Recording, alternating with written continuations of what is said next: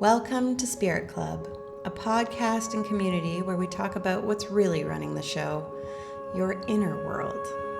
I'm Angel, your host, your guide, and your spiritual bestie. Around here, we're all about doing the inner work because your outer reality is only ever a reflection of what's going on within. We practice radical ownership, freedom in faith, surrendering our path to God, and trusting our intuition like our lives depend on it. Because honestly, they do. So take a breath, open your heart, and let's dive in. Welcome, Spirit Club. Today we have a friend of mine on the show. She is a licensed therapist and psychological manifestation expert who does a lot of work with the subconscious, which is what we're all about over here at Spirit Club. So allow me to introduce you to my friend, Nichole Christine. Welcome. Hi, thank you for having me. Very excited to be here. When you asked me to come on, I said, okay, you know what? We need to do this ASAP. And tell the listeners why we need to do this ASAP. I am very pregnant. I am set to give birth anytime between now and the next 8 days. So, Uh-huh. let's hope my water doesn't break. Yeah, pretty sure by the time this comes out, there will be a There'll be a little baby, baby girl, right? Baby girl. baby girl. Mm. Oh, I'm Yeah, excited for I you. am too. Very liminal time right now, and I feel very honored that you are sharing that little bit of time with us. So No, thank you, thanks my for friend. having me. So tell us your sun, moon, and rising. Oh, okay. Cancer sun, Mm-hmm. Aquarius rising, and a Sagittarius moon. I Mm-hmm. think Yeah. that's what it is. I always get the Very moon and the rising, switched up. but I think I'm pretty sure it's Aquarius rising, like, that part I know is ingrained, yeah, and a Sag moon. Mm-hmm. And of those, which do you resonate with the most?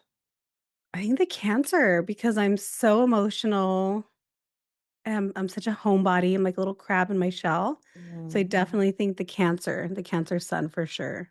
Mm-hmm. Yeah. And Aquarius rising, I mean, that's pretty. Aquarius rising is very like it's giving black sheep. It's giving kind of like having a vision for things before others do. Does any of this align with you? Yeah, I think Yeah. so. Mhm. Hmm. I think the Aquarius rising, from what my sister used to say, was that also a very it's supposed to be creative, Hmm. but I've never really resonated with the idea of being a creative. It's something that I'm still kind of working through, but maybe that's part of it, right? Seeing things before other people don't. I don't know. Right. Because I mean, when I think Aquarius, as far as creativity goes, I think because creativity, what is it really? It's like a new way of solving a problem often, Mhm. right? Mhm. And I find Aquarians to be especially good at that because they're like out of the box thinkers, they're bigger vision thinkers, they're kind of Mhm. like seeing far beyond what we've seen yet. So, therefore, what's probably normal thinking to you is actually like creative thinking to others. Maybe. Yeah, it's something that I've really had to sit with for a while because when I think of creative, I think of because I'm a very literal person also. So I think of, drawing, Totally. like things like that. And I can't draw a stick figure to this day to save my life.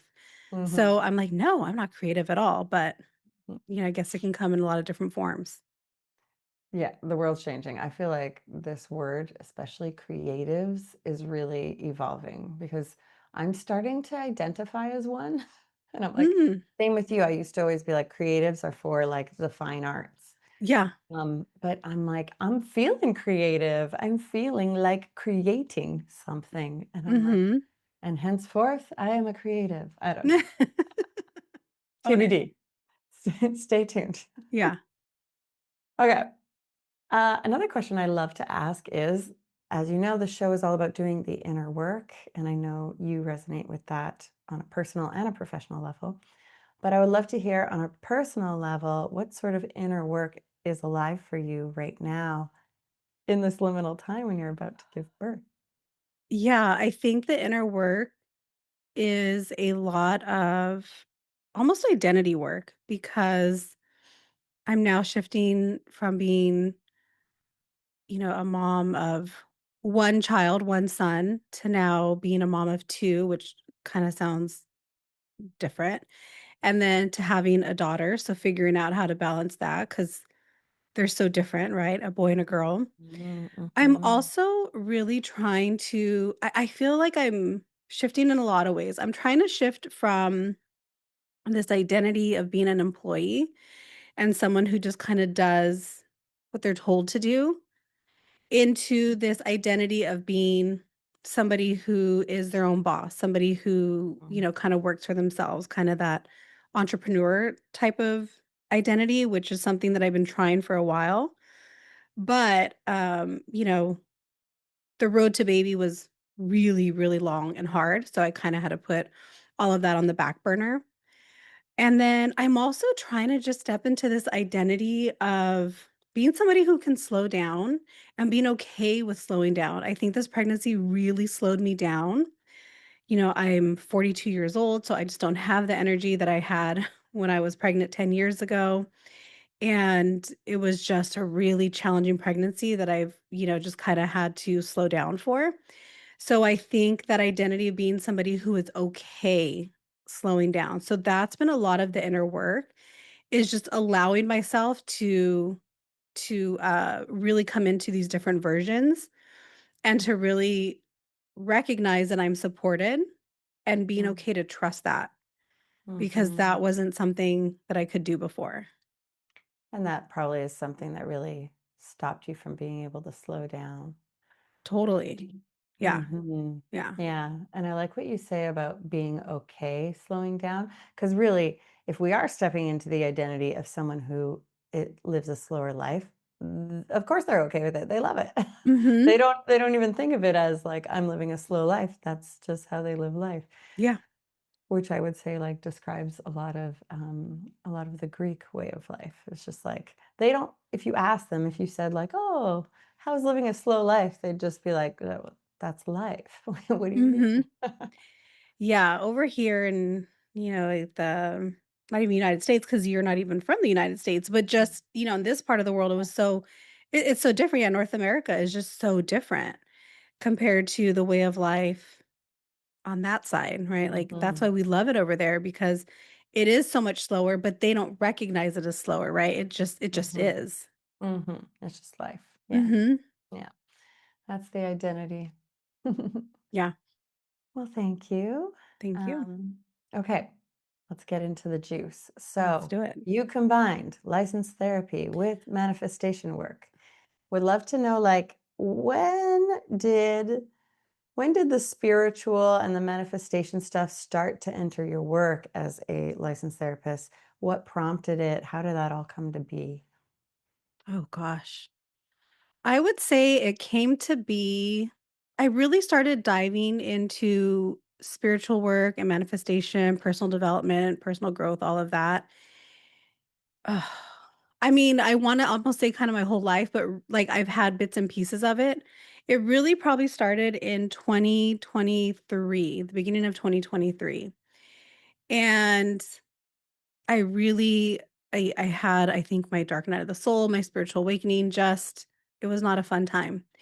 And I started diving into these areas and then I came across manifestation and when I learned about it, I didn't learn about it in the necessarily traditional sense.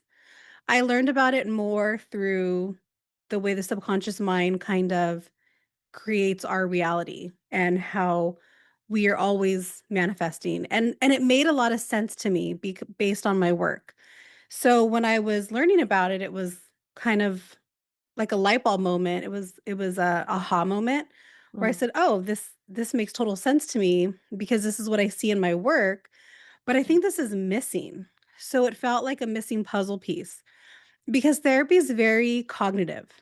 It's very brainy, right? Talk therapy is it's a very conscious process. So it made sense as to why I would see progress in my clients, but not necessarily the big changes that I was hoping to see or the big changes that they wanted. Mm. that they could sustain. Mhm. So, think about it like, New Year's Day, people are wanting to go to the gym, they're wanting to be healthy, and they can keep that up for a little bit, but then eventually they start reverting back to old habits, right? Come Mhm. February, the gyms are empty again.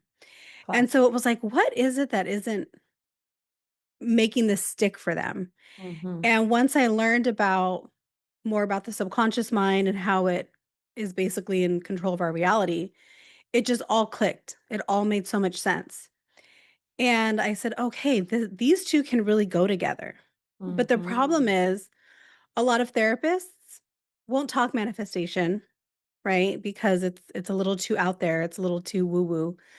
And then a lot of manifestation coaches are going to be either self-taught or they're not going to always have the background that I'm fortunate to have. Of course. So it's almost like there's something missing. So I felt like, "Oh, okay, this is like the bridge for me. I can go Mhm. here and then I can go there and I can kind of go back and forth between the two, and it makes a lot of sense." Mhm. So in the last year, I would say I've started incorporating more of my work, more of like the manifestation work without calling it manifestation or without using those kind of woo-woo terms in therapy, but I've seen so much more changes in people. I've seen them really understand, "Oh, okay, this makes sense." And that's Mhm. been really cool to see. Amazing. Yeah. Yeah. And so are you not using those terms because you're worried about the stigma from clients? It depends on the client. So I can kinda get Right. a gauge on who are the clients that are more into the personal development and All right. that kind of world, so I can use more of the, I guess, buzzwords and terminology with them. But Mhm. then I have some clients that are very analytical, logical, that I'm like, "Okay, they probably can't," like, I need to present it in a different way. Sure. Yeah, you're meeting them where they are, and Mhm. ultimately, the words don't matter. Right, Yeah, right. yeah.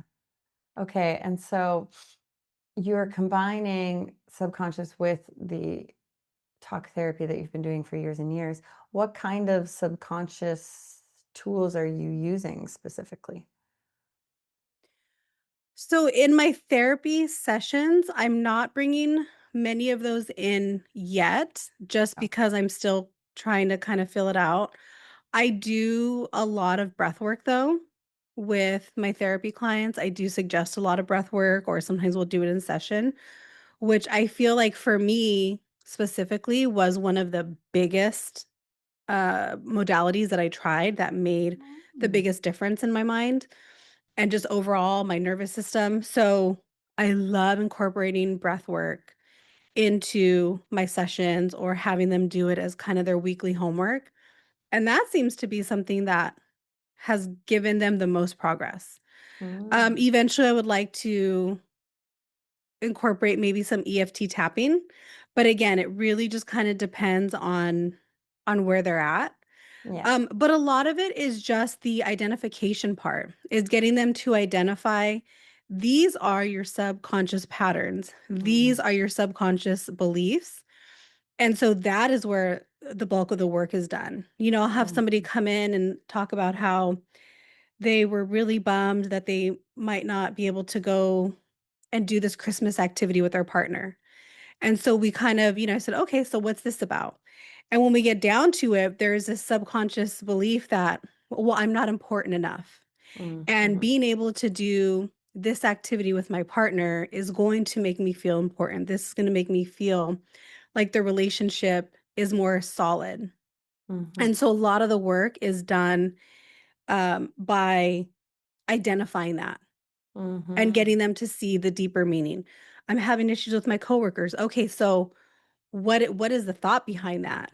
Right. Right? And it's, "Oh, well, they don't like me and I'm a bad person."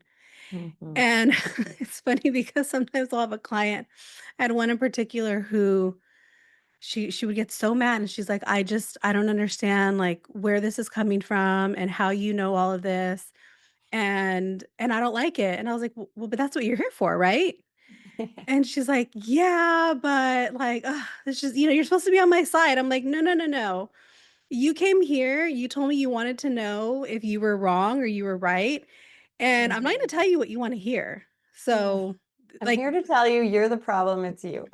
I was like, This is what you came for, and this is why you keep showing up every week, right?" Mm. And, she's like, "Yeah, that's true," but they don't always understand the pattern, right? They think it's, "Well, this person did this." Okay, but how did that Right. make you feel about yourself?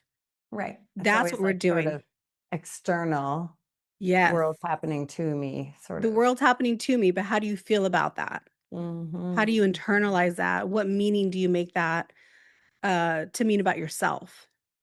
And That's where the so deep work is done. and so when folks are able to see the belief lying underneath it all or the pattern or both, Yeah. you're finding that that is making a big enough shift on its own? Oh, huge. Really? Yeah, it's Amazing. making a huge shift in the ones that are ready to see it and that are ready to do something about it. Mhm, Because mhm. then they can start tying it back to, or they can tie it to anything. So then when something else happens in their life, they'll think, okay, they can almost work through the process in their Right. head the way we've done it in session. Mhm. Sometimes they can get there, sometimes they can't, so they bring it in. But then they go, "Oh, okay, this is going back to this belief that I have that there's something wrong with me, this belief that I have that I'm not important." Whatever the belief is and whoever it is that I'm working with, they can usually start to tie it back. And then from there, they're able to communicate a lot better. And they Totally. can say, "Okay, to their partner, this is what bothered me about this situation," or "This is why I reacted this way." And so you can see a lot of change there Right. in just the Because awareness because no, go ahead. they become this, like, observer rather than always Yes. just in it. Yeah, yeah. Mhm. Yeah. Um, I'm thinking for those listening who are like, "Ugh, I'd like to identify my block or my pattern." Any journal prompts you can toss out there? Any questions, go-tos? I think a lot of times it's asking yourself the same question over and over. Go W on. why is this bothering me? It's bothering me because, I'm trying to think of an example of something that I worked with a client. I'll be the client. Okay, It's bothering me because he always does this. he always does. Okay, and what do you usually think when he does this thing? What are some of the thoughts that are coming up? I think that he doesn't I'm making this up, everyone. Yeah, yeah, I yeah. think that he doesn't love me and I'm not important. So you got there quicker than Oh, yeah, than they darn would it. because then it would be, okay, so you feel that you're unlovable or you feel unimportant. Mhm, That would mhm, be where they would get to, and, "Oh, okay." So usually it's, "Well, because, they're always, they're never paying attention to me." Okay, so what do you think when they're not paying attention to you? "Well, I think that they don't love me, or I think I'm not important to them." Oh, okay, so if you think you're not important to them, then how does that make you feel about yourself? "Well, it makes me feel that I'm not important." So a mhm. lot of times it's taking that same question over and over and over, and sometimes, they get a little frustrated because 'cause they're like, "Why are you asking me the same question?" I'm like, "Just go with it." They're And like, "Are then you listening to me?" yeah, and then we get there, it's usually the "I'm" once we get to the "I'm," fill in the Mhm, blank, whatever that is. Because, mhm, "Well, he's not paying attention, it makes me think he doesn't care." And when you think he doesn't care, how does it make you feel, right? It makes me feel sad, it makes me feel whatever. Okay, and what are other thoughts that are coming up when you're sad? Then I start to feel unimportant, and then a lot of times it's making the distinction between, "This is what I think and this is what I feel," because we mhm. often confuse our thoughts and our feelings. So people will say, "I just feel like you never listen." Right. Right? Right. Well, that's actually a thought. So what is Mhm, the feeling? When you mhm. think somebody isn't listening, how do you feel? Feeling's always gonna be one word. So then Right. sometimes it's a lot of differentiating between that. This is your thought, this is your feeling. Mhm. Mm. Yeah. And so do you find, because I find in my work for sure, sometimes bringing the limiting belief or the block to light moves the needle quite a bit.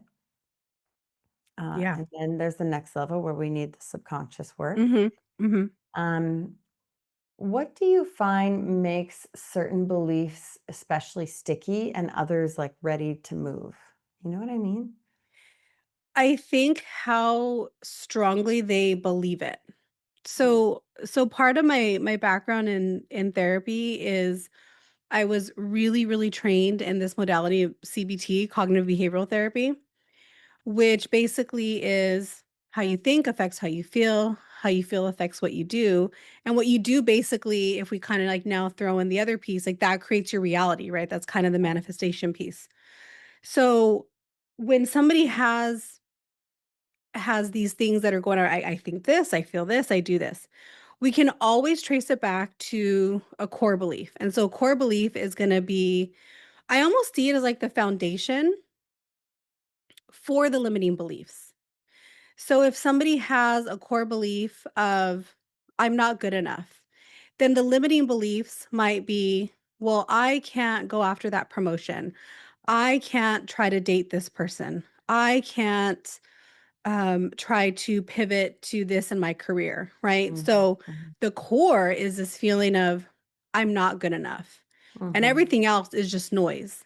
mm, That's just evidence, or not even evidence, but those are just thoughts that are kind of fueling that main belief. And right. we have a lot of core beliefs, but it depends on which one is going to be the primary one. Mm, So somebody could have a core belief of, I'm not good enough, maybe a core belief of, I'm dumb, right? I'm not smart. And then a core belief of, I'm ugly, I'm unattractive. But which one of those is probably going to be the strongest? It's probably going to be that I'm not good enough one. mhm, So mhm, those are the ones that are sometimes a little bit stickier to deal with.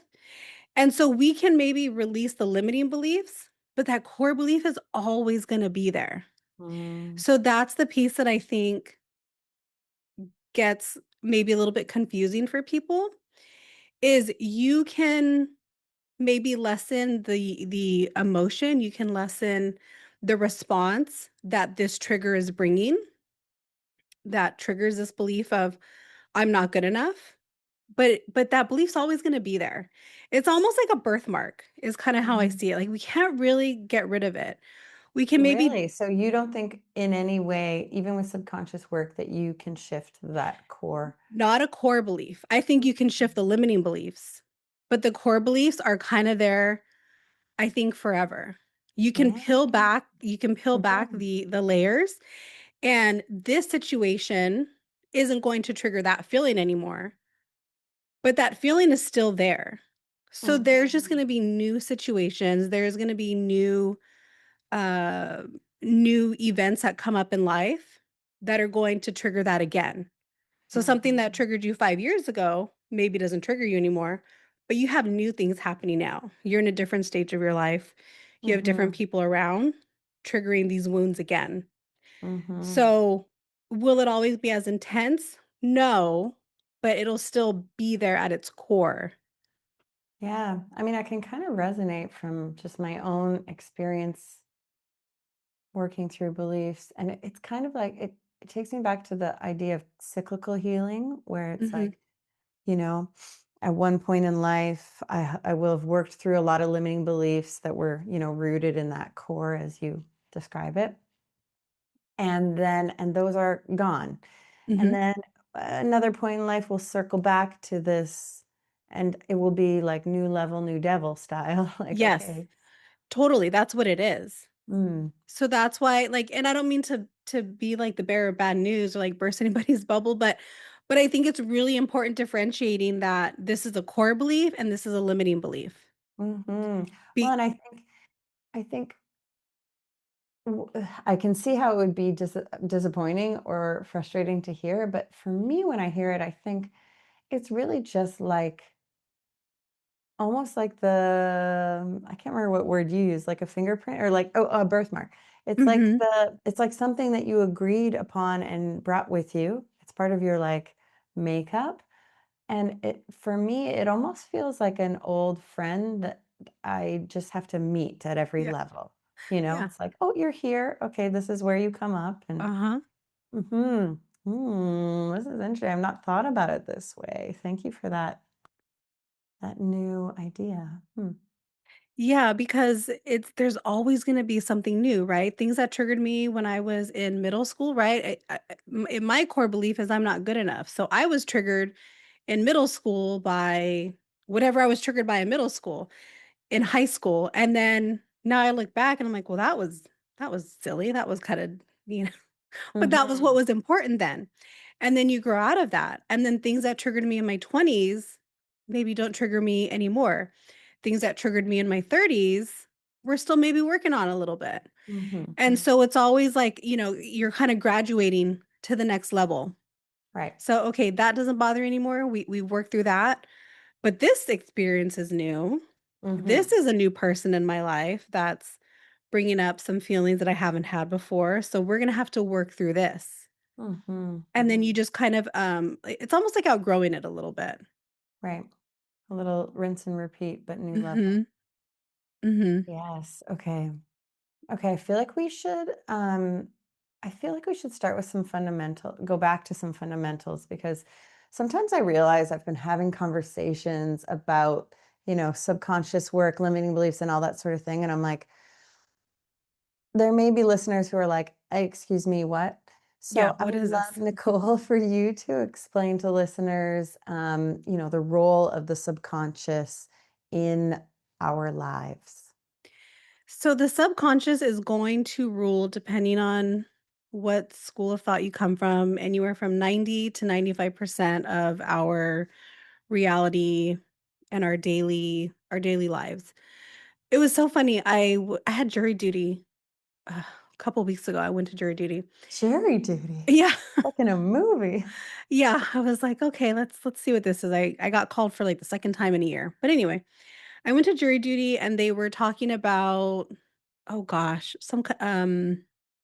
confirmation bias. They were talking Mm, about that and just how to, kinda keep that in check if you get picked up for jury service. And it was interesting because they were talking about how your subconscious mind processes or receives 11 million bits of information per second. mm. And I'm sitting there in jury duty and I was just thinking, "Huh, like they're even talking about it here in jury duty. Like you can't Yeah, really yeah. escape it. It's just there." But I thought that Right. was interesting. So we get 11 million bits of information per second. So think about everything going on right now.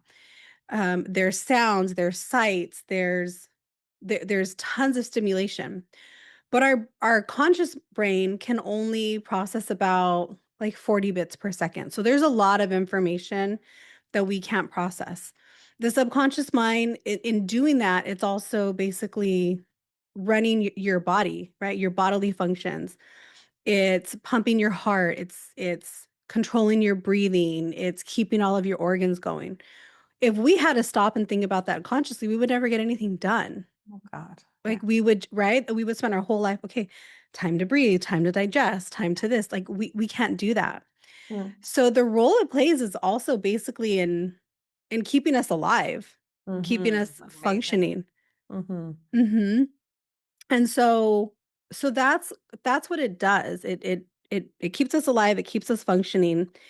It also controls, again, what we're going to pick up on of those 11 million bits per second. Something is gonna be maybe sticking out to me a little bit more, then it's gonna stick out to the person next to me based on my experiences, based on my childhood, what I grew up seeing. Mm. So it starts to kind of like filter our reality based on what we know, based on Mhm. what we have experienced, our knowledge, and so forth. So you can have two people grow up in the same household, same parents and everything. They're going to perceive the world really differently. Mm.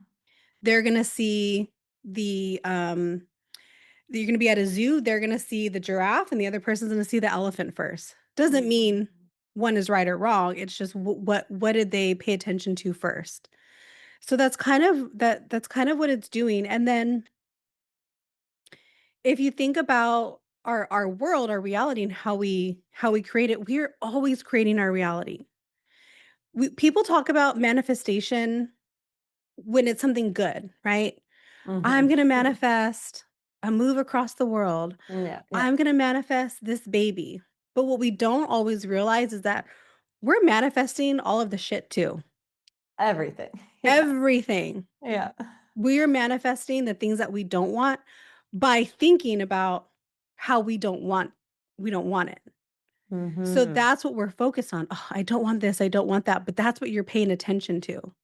So that's Mhm. what you're gonna get more of. Just as much as we can focus on, I want this, I want this, I want this, that's gonna hold our attention. That's gonna be Mhm. what we focus on, and that's what we're gonna find. That's what we're gonna look for. Our brain's gonna go out and collect evidence of the things that we want and the things that we don't want to prove us right, because our brain never wants to make a liar out of us.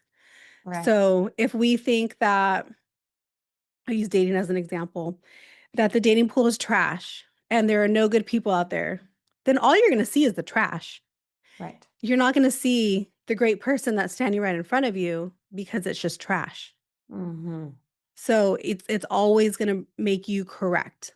Oh yeah, Mhm. yeah, girl, trash, nothing but trash. Here's all the trash. Yeah. It's just like a filter. Mhm, It's going to create your reality based on that filter. And really, it's kind of showing us like what powerful creators we are. Like what mhm. another way of looking at it is like, wow, look at what a powerful creator. You think men are trash, and all you see are look at that. You created that. Look at all these trashy men. I want people to think about also when you're interested in buying a new car and maybe you want a red convertible, maybe that's the car you want. And so you're gonna see red convertibles everywhere you go now. And it's Mhm. not because there's all of a sudden an influx of red convertibles.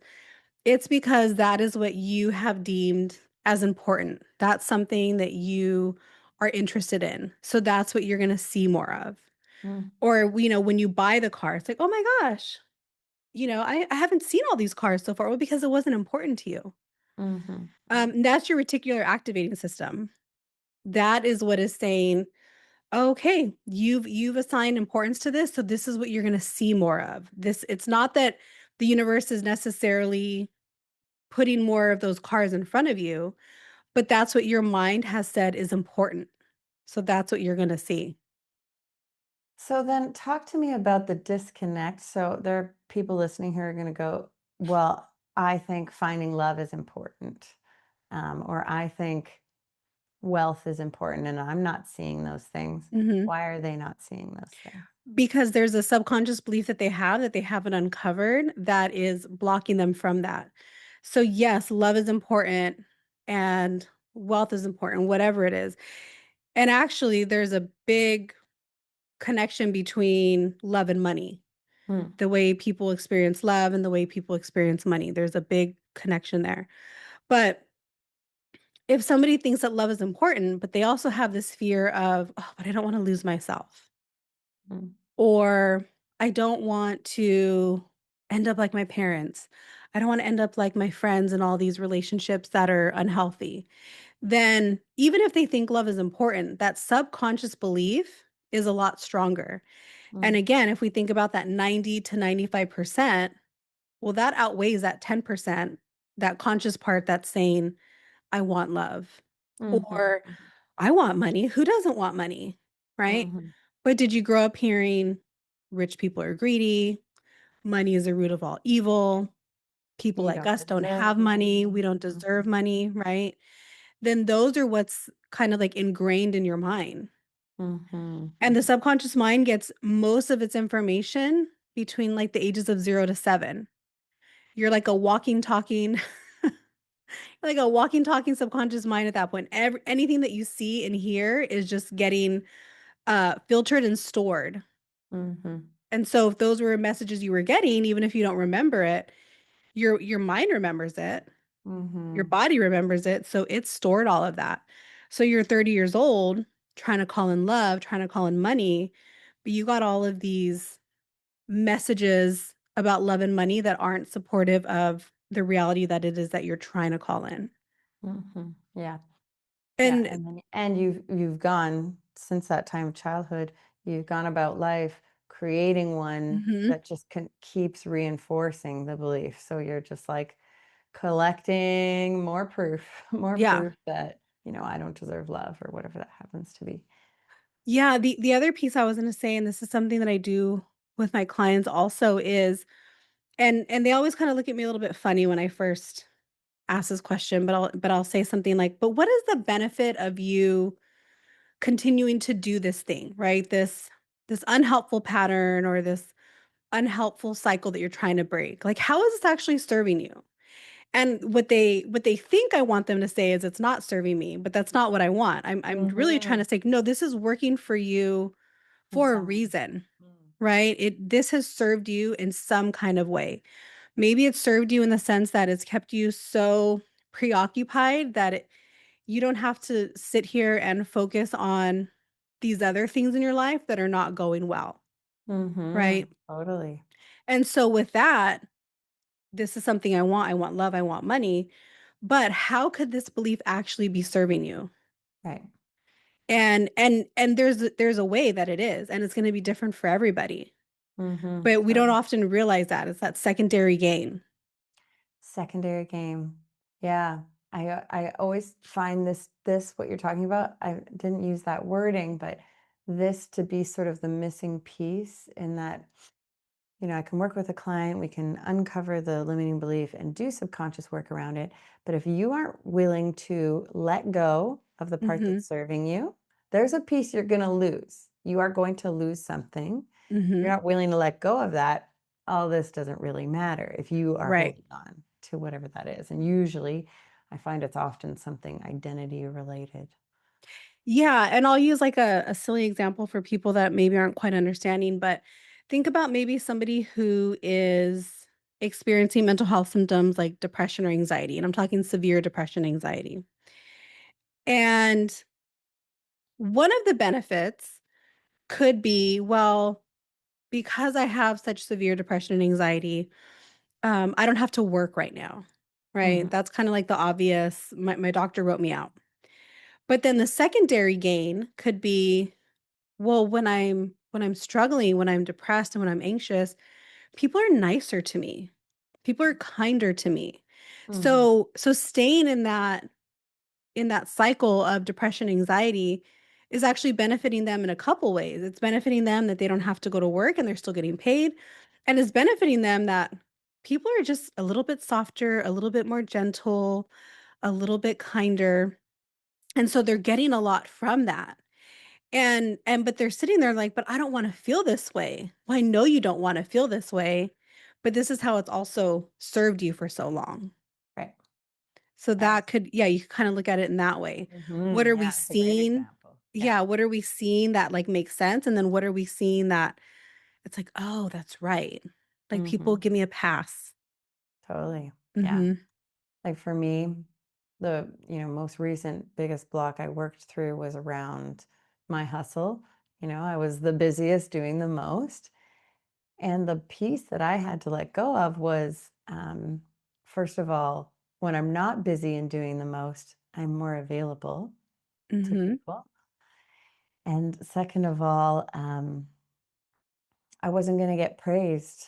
If I stop being busy and doing the most, people, might think I'm lazy. I'm not going to get praised for, oh, you're so busy. What you do is incredible. I had to be able to let go of the Mhm. praise and also be okay with being more available to people.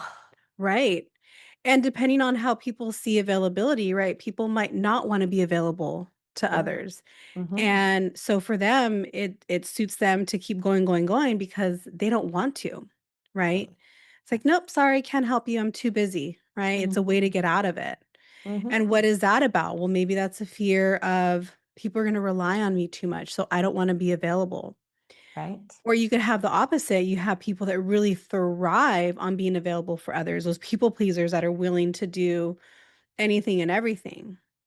And Mhm. those are usually going to be people that have the sense of, I'm not good enough. So if I do this for other people, then they'll think I'm good enough. Then I'll feel better about myself also. So it could Yeah. go either way. Mhm. Mhm. I'd love to know because I'm sure subconscious work, limiting belief, core belief work has changed your life.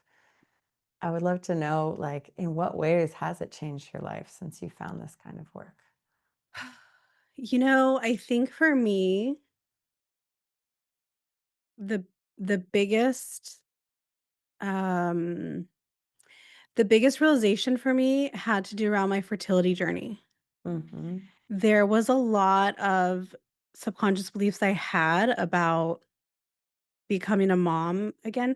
It wasn't even about becoming a mom again. I think it was in the way that I was doing it. So when I sat down to really figure this out, and I remember this, I was in my I was in my son's bedroom and I was journaling in his room, and I was just writing and going through what was happening. I was writing all that out.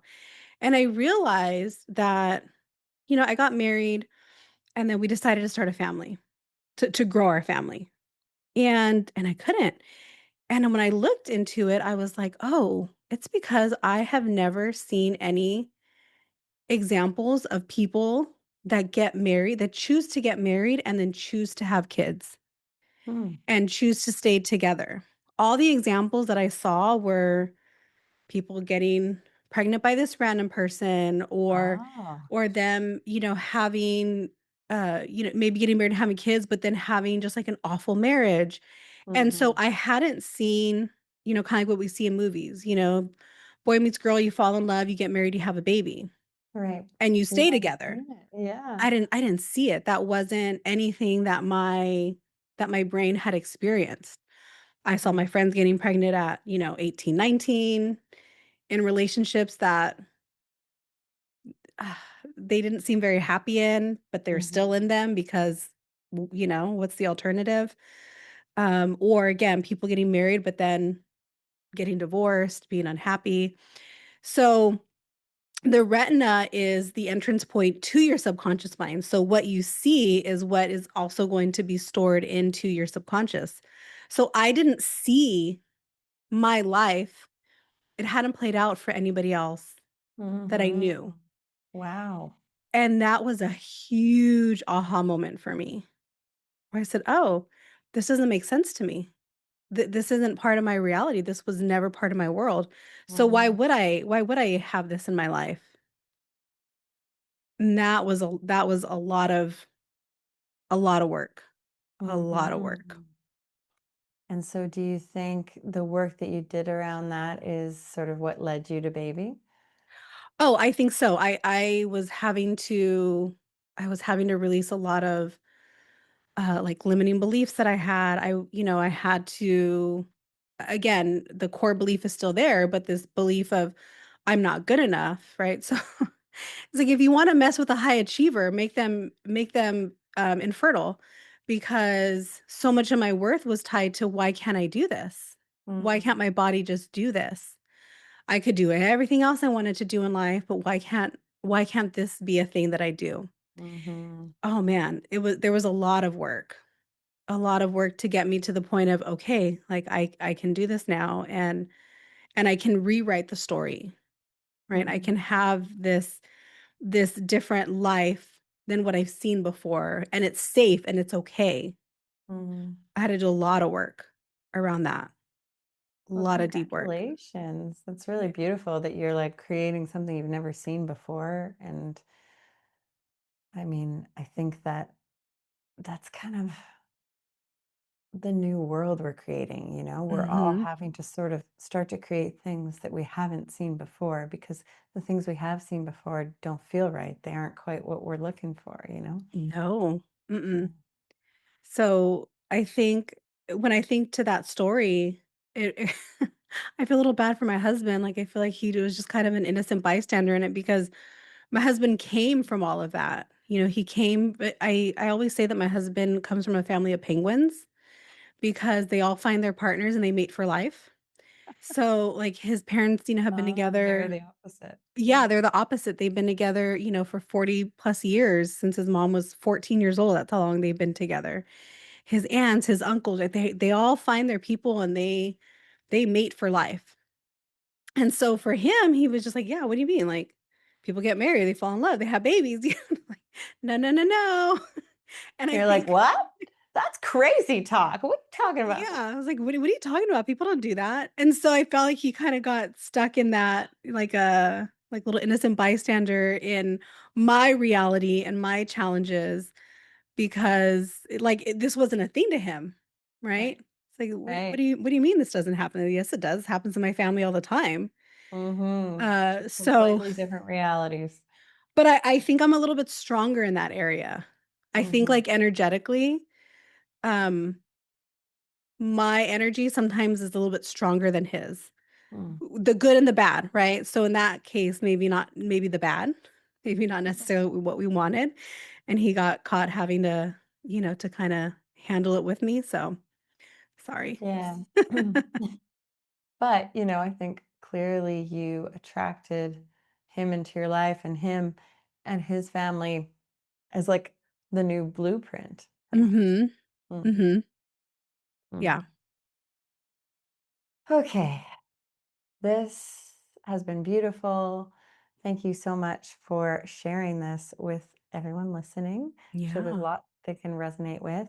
Let the listeners know how they can find you, work with you, and so on. So right now, the best way to find me is on Instagram. I'm at the Nicole Christine, Nichole. And I'm gonna be starting a waiting list soon to work with me in the future. Right now, I'm just trying to get through baby The and baby. childbirth. So Yeah. I'm thinking I'll be opening that up maybe sometime in the summer. But in the meantime, go ahead and, give me a follow. I'm trying to get much better at posting content regularly so that way you don't forget about me. Yeah. Love your And content. yeah, it's been kind of fun. Mhm. I actually enjoy content. I find it fun. It Um, looks fun. yeah, it it's fun. It has its moments. It's more fun when it lands and when, a lot of people get to see it. But it's Yeah. also fun even when they don't. Sometimes there's just things that are just enjoyable to do. But that's the best way to connect with me. You can always message me if you have any questions. I have no problem responding to messages. I'm never that busy. So I'll be spending a lot of time on my couch in the next few months. So plenty Yeah, of you time to respond. will. Oh, well, thank you for spending time with us. And it's sending you all the blessings Oh, for thank this you. Aries baby, this Aries girl. Can't wait Oh, to learn about her and her energy. And yeah, until next time. Much love. bye.